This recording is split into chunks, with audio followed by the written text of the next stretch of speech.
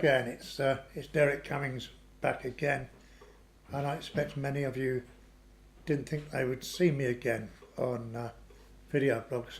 It's 11 months now since I made the last one, so it's an awful long time.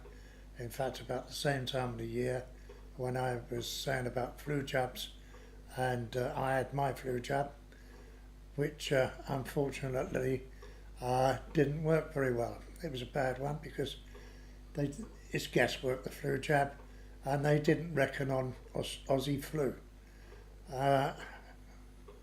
And unfortunately, I went down with Aussie flu in February and ended up in hospital. It was a bad year.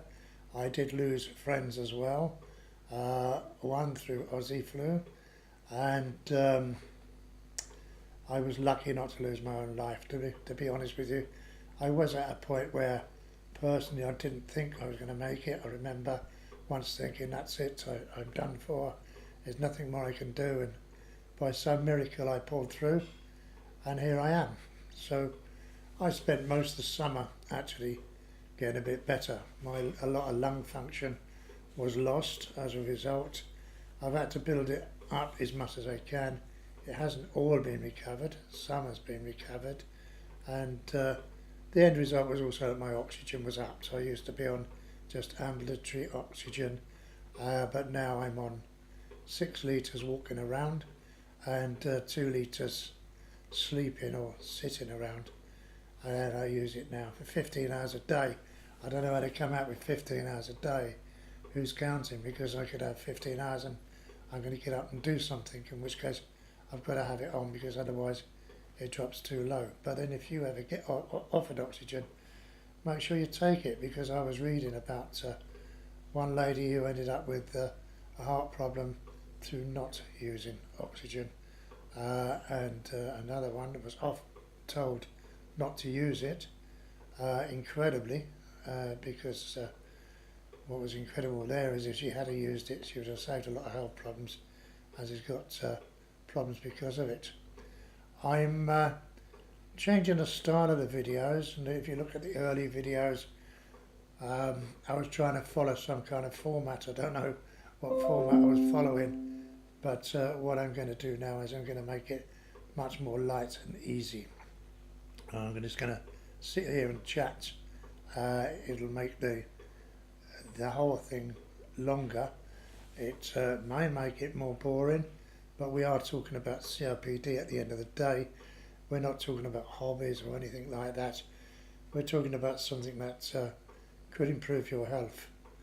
Those that haven't seen my old blog, you might like to go to my old blog, which is www.bitz, and a dash, and another dash, bobs, bobs.co.uk/COPD. That will take you to my old blog, which I started an incredibly 10 years ago now. I started it as a kind of therapy. It's a trip through my COPD. I started it just after I retired from work. I reached what I call the tipping balance, which you also better read about on the blog. And I didn't know very much about it. I started to research from there and everything else. Lots of things have led on from there, and it does chronicle a whole lot, and there's an amazing amount of reading. It'll keep you up for ages and ages and ages if you read it all. But you will learn of my pitfalls as well, because where I made mistakes, the mistakes are also chronicled. So you may actually like to go and do that. I also have a COPD help site as well, with close on 2,000 members, and that's called We Strive to Breathe Easier. So if you on Facebook, type in We Strive to Breathe Easier, and it's a closed group. Ask to join, and join us, and you'll see lots and lots of information about COPD on there. I know many of you guys that are watching this will already belong to the site, but if you apply to join, you'll be asked to answer a couple of questions. You know, do you have COPD, or do you know anyone that's got COPD? But yes, watch Derek's video, and I know straight away, and I'll admit you, I'll authorise you to come on. There's a few admins there, so be good, because it is a COPD related site, and anything that is not COPD specific does get knocked off, and anything selling gets knocked off as well. You've been warned. Okay. Winter is coming, so there will be frequent blogs on here, I'm hoping. I'm hoping to sort of up it, and I'm hoping to do more on the video side than on the writing side. The writing side takes a lot more time, basically. If I write an article, I normally spend an hour writing the article, and then another 3 hours editing the article, and there's 4 hours sitting in a chair. I'm getting pretty stiff. I'm not doing enough walking around. I'm sitting around too much, and I hate that. You know, even though I've got COPD, you know, my legs go stiff and everything else. You know, so I'm trying to cut some of that out and come over to here, and I think this media may be the way to go, because I'm hoping to get some of you guys to come and ask me questions. Now, we must stay active. I stay very active through the summer. I've been out quite a bit. We've been on holiday a few times. I have a mobility scooter, which at some point I will show you, and that is really, really useful. And I belong to different committees with our health service, and with the British Lung Foundation and various organisations, and help to form the care that we get here in South Wales, United Kingdom, with respiratory complaints, not just COPD. This covers everything. And I also involved with teaching people about COPD, because I believe that education is so important. When I was first told I had COPD 31 years ago now, that's incredible, isn't it?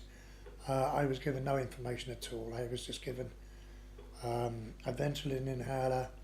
I said, "You've got COPD, Derek." Off I went. Knowing nothing about it, I didn't know it was going to get worse. Of course it did get worse. I didn't know it would advance at all. I couldn't research it in them days. There was no internet, there was no nothing. Until, of course, when I started writing the blog 10 years ago, when I was 60, then it's different. We had the internet. I could do a lot of research. I do a lot of research now, and I've worked with these research people, and they are absolutely brilliant. I mean, involved in all sorts of things now, with universities, health, the lot. Why? Because it keeps me active. I learn. I gain a lot of knowledge, because I've always wanted knowledge. In fact, if you've got COPD, what you should be doing is asking questions all the time. Asking questions. You should be absolutely proactive and listening to your body as well. But we'll talk about that more as we go on. Anyway, this winter, apart from trying to stay active when I can, when it's very cold, I can't. I can't do much except to go to my meetings that I have, to the talks that I give sometimes on COPD. If I'm not doing any of that, or going to Mars or going to friends, I've got to stay in if it's below 50 degrees. The cold affects me badly, the heat less so, amazingly. I can be quite happy up to 90 Fahrenheit, or 28 and slightly above, maybe 30 degrees centigrade, unless it's very humid, and have no problems at all. It's amazing. Lots of people, they suffer with anything above 22, but we're all different. You know, we are all different. Anyway, this winter, what would you like me to talk about? There's a question. I would like you to ask me questions, and I can either answer you by email, or I can preferably talk about the question on here, on this blog. So if you would like to write to me, write to Derek, DEREK, .Cummings, CUMMINGS, at yahoo.com. And just put on our video blog question, the question, I'll acknowledge that I've got it, and at a future date we will talk about the problem. Anyway, I am back, and there is going to be a slightly more relaxed style. I've done a couple of takes. I added the hat. Oh well, I'm a baldy old git otherwise, a baldy person. And we'll say bye-bye for now. Breathe easy and take care, whatever you're doing. Bye-bye for now.